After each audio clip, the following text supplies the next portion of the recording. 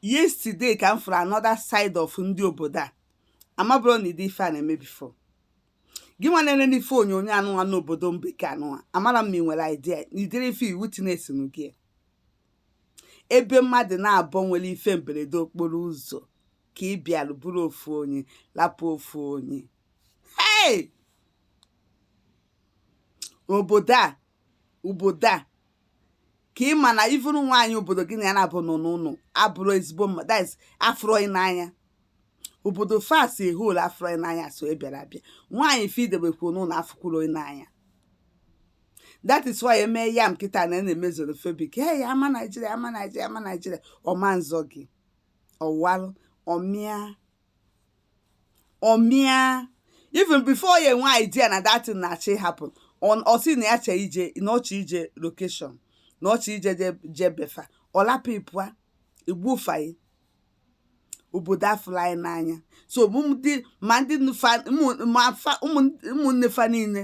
nọ n'ime obodo a enwere fọghị n'anya so ihe niile ị na-afụ bụ pretense ka ha na-eme na mmadụ na-abụ nwere ife mberede okporo ụzọ ka e buru ofu elapụ ofu onye obodo afụrọghị n'anya ka ha pụsị ka mmeze kọl kpọwazie ha na-anụzi English ambulance na-anụzi English na-asụ ha ekwezi aza kọl ha bịara ma ruo ka nna agwụkwa ya ihe nwoke bakịta nọ na ihe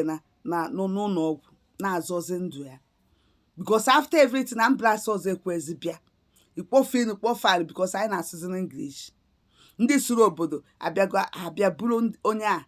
pụa because ụmụazị ya that boy ya nwere accident ya ndị otu ya kpọhazi ambulance ndị ụmụakwụkwọ ibe kpọhazi ambulance na-asụzi obodo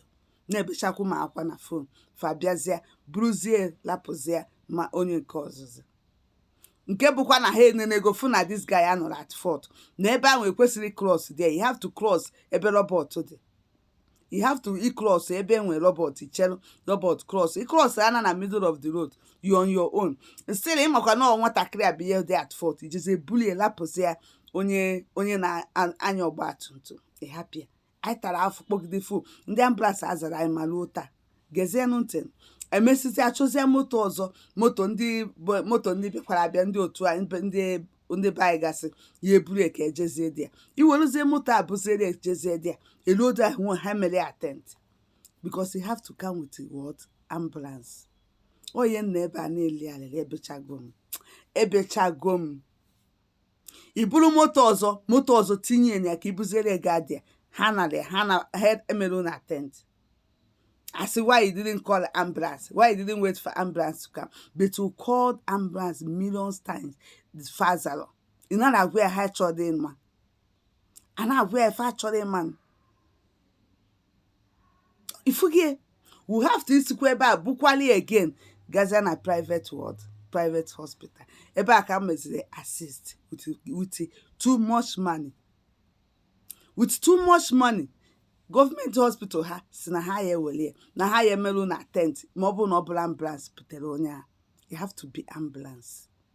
obodo